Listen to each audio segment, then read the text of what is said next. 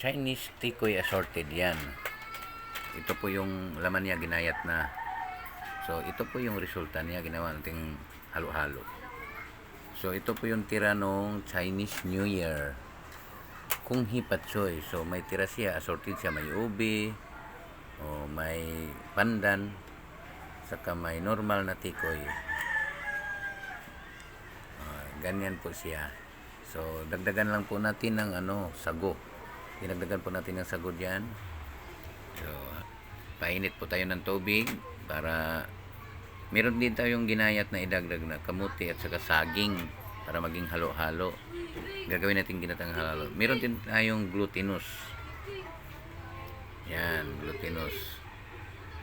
O para maging ginataan, meron din tayong gata. O instant lang nga lang, instant gata. So ilagay na po natin sa kumulong tubig yung minamasa nating powder po ito. Minasa natin, lagyan natin kunting tubig para magbilog-bilog, para mabilog-bilog, gawin siyang bilog-bilog. Yan, may hulmaan din ako kaya saglit lang magbilog-bilog diyan. Let's see what happened. Yan po yung bilo-bilo natin, naglutangan na, luto na po. Glutinous rice yan siya guys, glutinous. Ginawa natin bilo-bilo. Idagdag natin doon sa assorted na tikoy, tira nung Chinese New Year. So ilagay na po natin yung sago, saka yung kamuti at saging para maging halo-halo. Pag naluto na po ang saging, yan, ilagay na natin yung mga assorted tikoy, ubi, flavor pandan, saka yung natural na tikoy.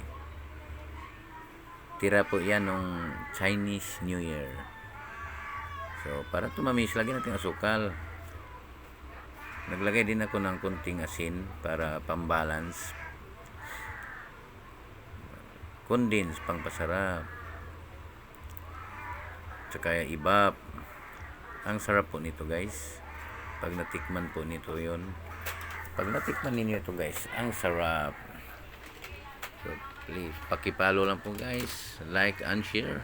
So ilagay na po natin yung instant gata kasi tinatamad na magkayod at wala ding makayod. Instant gata. Malalaki po yan guys, ang gata na yan, kaya marami yan.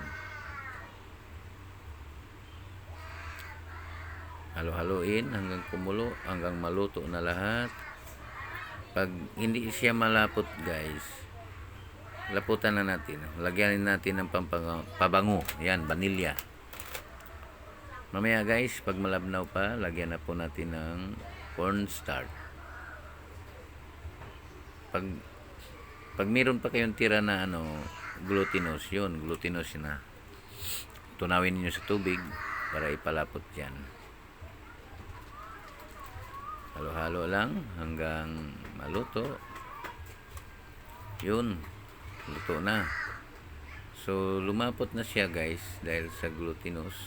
Hindi na yata kailangan ng hindi na kailangan palaputan to. Lumapot na siya dahil sa tikoy at saka yung assorted na tikoy natin. Ito po yung resulta na niya.